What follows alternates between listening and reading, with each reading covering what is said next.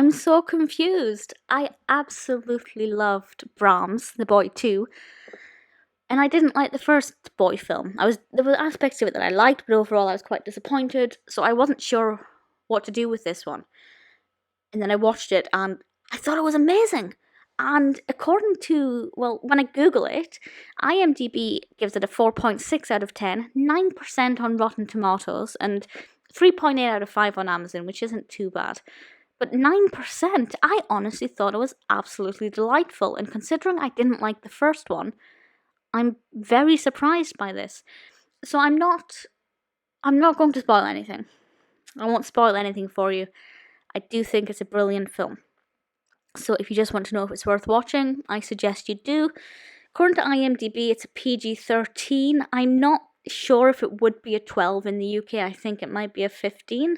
I'm not 100% sure. I watched it on Prime. And released this year, directed by William Brent Bell, and written by Stacey Menear. And before I go into the plot, I just want to talk about the casting for a minute because I'm so impressed with one particular person's performance. Christopher Convery plays Jude. He's about a 10-year-old boy, maybe. And he's absolutely fantastic. He's a brilliant young actor. I'm not sure what else he has been in. I will have a quick look. And we've also got Owain Yeoman and Katie Holmes as the parents, who obviously give fantastic performances.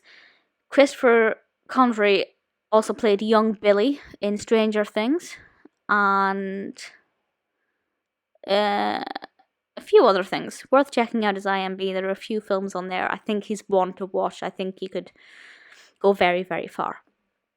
So the film itself, the plot from IMDb is as follows. After a family moves into the Hillshire mansion, their young son soon makes friends with a lifelike doll called Brahms. What I love about this is that it's not two-dimensional. There is so much to this plot, and they've done it so cleverly, and you could do a really deep psychological analysis of this. Because at the beginning, I won't spoil it exactly because I was quite surprised by it, but there's a trauma that happens. There's a childhood trauma for Jude.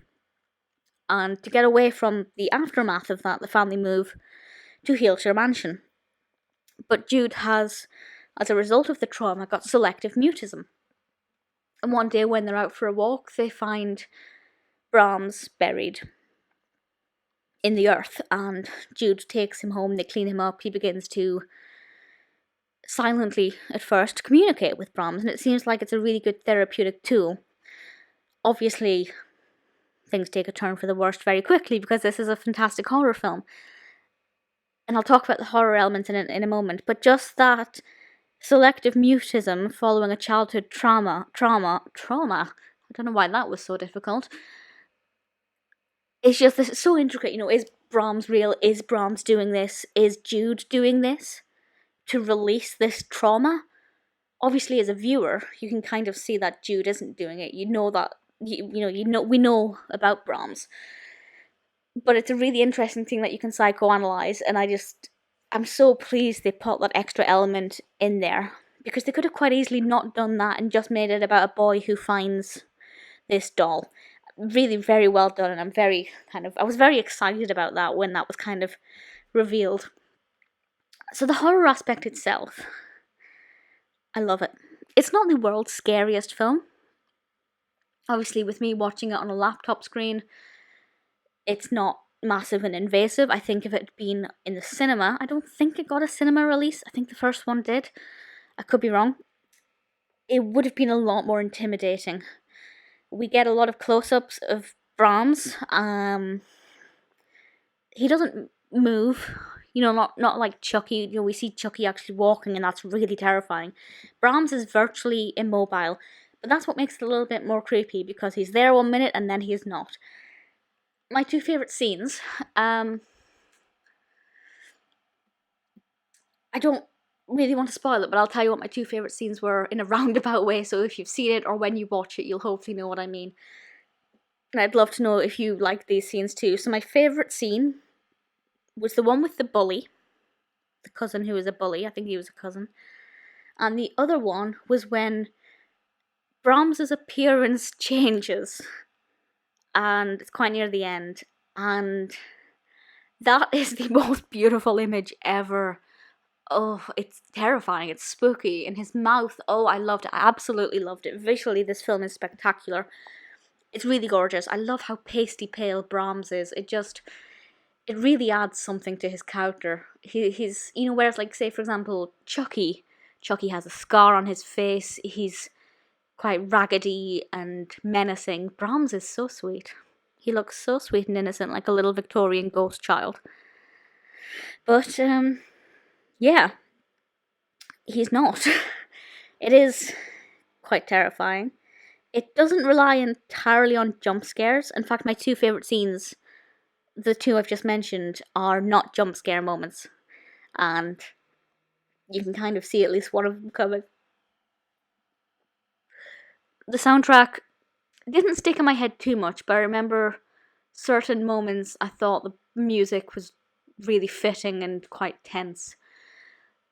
Honestly, I would say this is one of the favourite horrors I've watched this year. Granted, because of lockdown and things, I've not seen too many new horror releases. But it's got to be one of my favourite horrors, and easily one of my favourite doll movies ever, which is insane because I was so disappointed by the first one that I just wasn't expecting that. It's sensational, it's brilliant, it's clever, it's intricate, there are so many layers. I want to watch it again. Please let us have a third one. If you haven't seen The Boy, I'd say watch it. A lot of people seem to like The Boy, and don't get me wrong, I liked it. But there were certain aspects of it that disappointed me, and it took directions that I didn't really want it to. But if you watch it, and if, like me, you weren't necessarily 100% impressed with it, don't ignore Brahms The Boy II, because it's significantly better. I think it's a lot more well developed. I'm just going to ramble on while I very quickly try and find what IMDb score was given for The Boy, which was out 4 years ago. That's absolutely insane. Same director, of course, which surprised me because I thought, well, same director, it'll have the same mood. The Boy has a 6 out of 10. So it's definitely appreciated a lot more. Same writer as well, so I don't really know why I think this is significantly better than the first one. But it's perfect. In many ways, it's absolutely fantastic. I love it. There are a few twists. Jude is a brilliant character. Love the psychological aspect. I loved it. I really, really hope you do too.